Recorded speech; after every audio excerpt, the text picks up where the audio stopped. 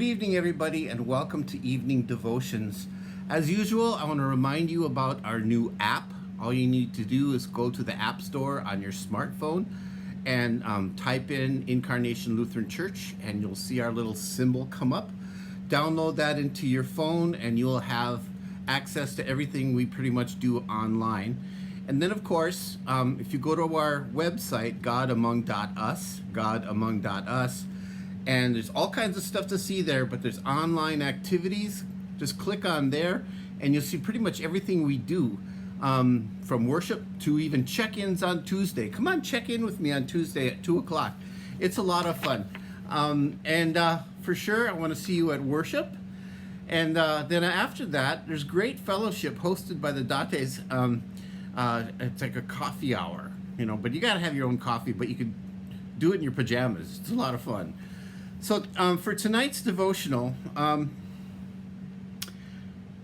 got a lot of Bible verses, and they're kind of all connected to the Ten Commandments in a way. So I'll let you just figure that out as we go.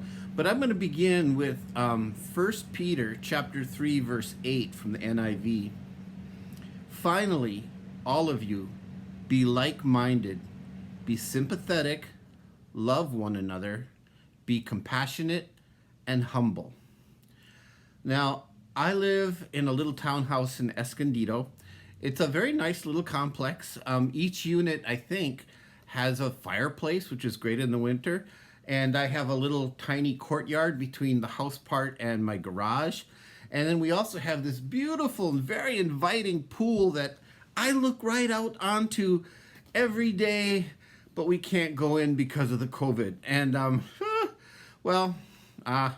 so goes the battle. This too shall pass. One day we'll be able to get back in the pool.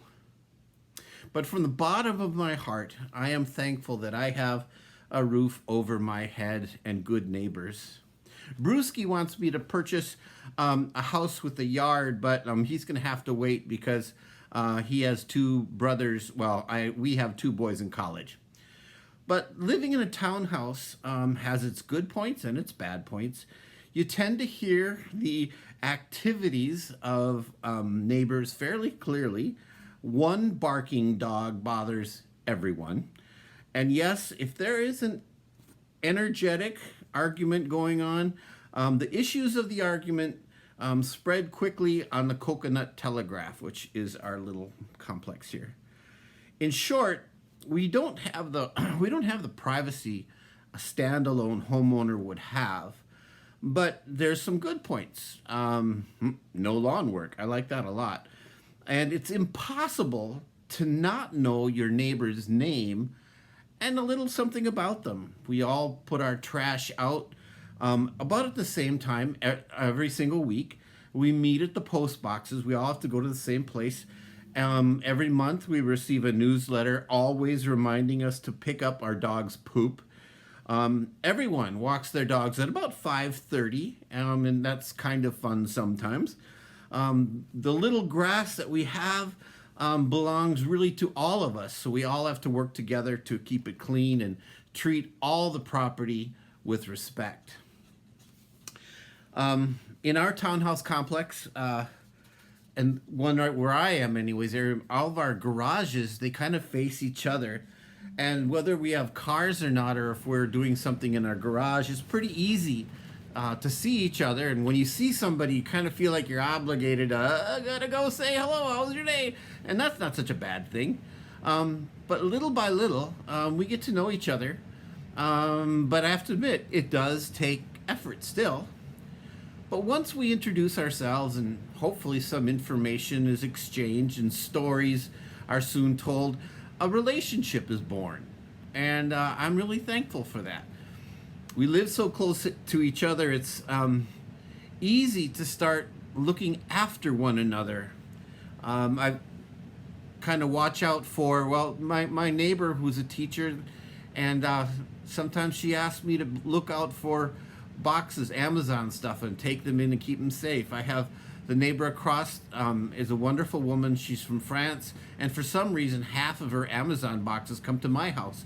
But she knows that if they come to my house, I will keep them safe. And it's just how we all kind of take care of each other. When we have coyotes on the grounds, we all kind of know about it. But we're all looking after one another. And when I look at how things are kind of working out, I recall like the Ten Commandments or the Proverbs, Psalms, and all those texts that remind us or actually kind of command us to care for each other and look out for one another. And we're kind of living that out, but the rules of the Ten Commandments and all those things are so obvious if you want to have a harmonious community or not.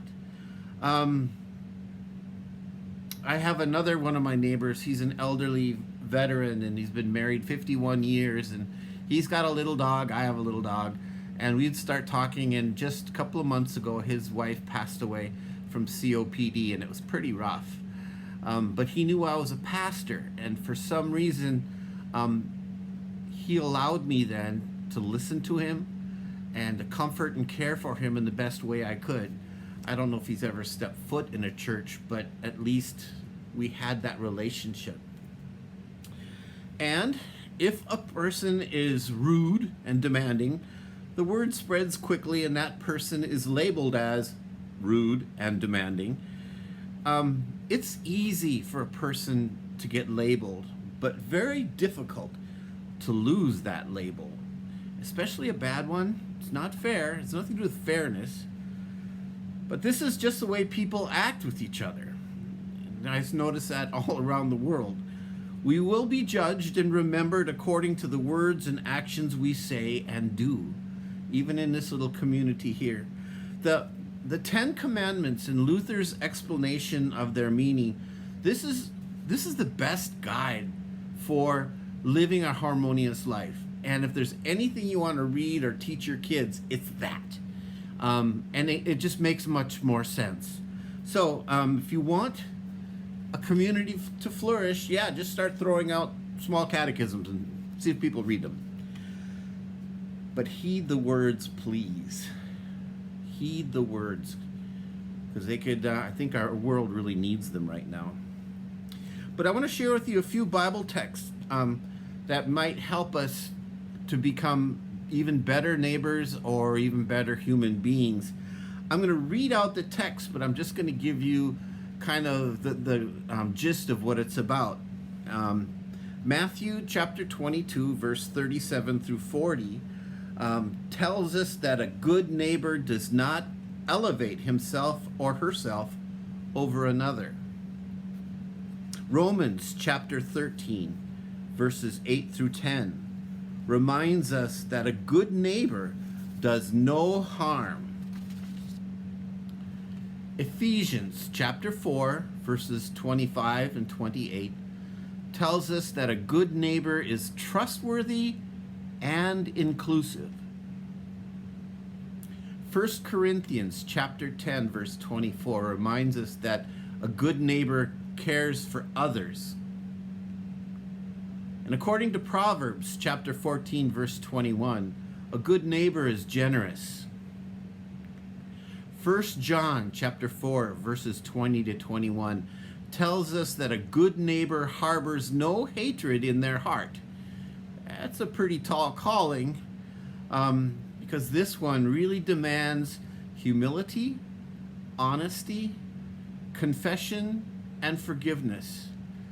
This one essentially demands the mercy that we receive through the cross of Christ to give us the power we need to let go those feelings in our heart that just weigh us down.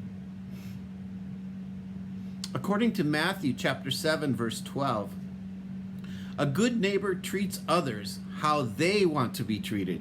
Sounds like the golden rule, right? And this should be obvious for anyone with eyes to see and ears to hear.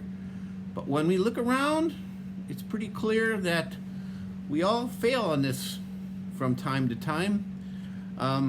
Even like wearing masks when somebody can't handle that. According to James chapter 4, verse 12, a good neighbor leaves the judgment to God. This is an election year. I I'm going to let you chew on that one for a while. Finally, Matthew commissions us in Matthew 28:16-20. A good neighbor is a good witness of the gospel. And I really like that phrase, preach the gospel, use words only when necessary. So in closing, I want to read from Romans chapter 15, verses 1-2 from the Message Bible. Those of us who are strong and able in the faith, need to step in and lend a hand to those who falter, and not just do what is most convenient for us. Strength is for service, not status. Each one of us needs to look after the good of the people around us, asking ourselves, how can I help? Let's finish with the Lord's Prayer. Our Father, who art in heaven, hallowed be thy name. Thy kingdom come, thy will be done, on earth as it is in heaven. Give us this day our daily bread, and forgive us our trespasses, as we forgive those who trespass against us. And lead us not into temptation, but deliver us from evil. For thine is the kingdom, the power, and the glory, forever and ever. Amen. If you'd like a copy of what I wrote today, I'd be glad to send them to you. You can call or text, and I can send it to you on email.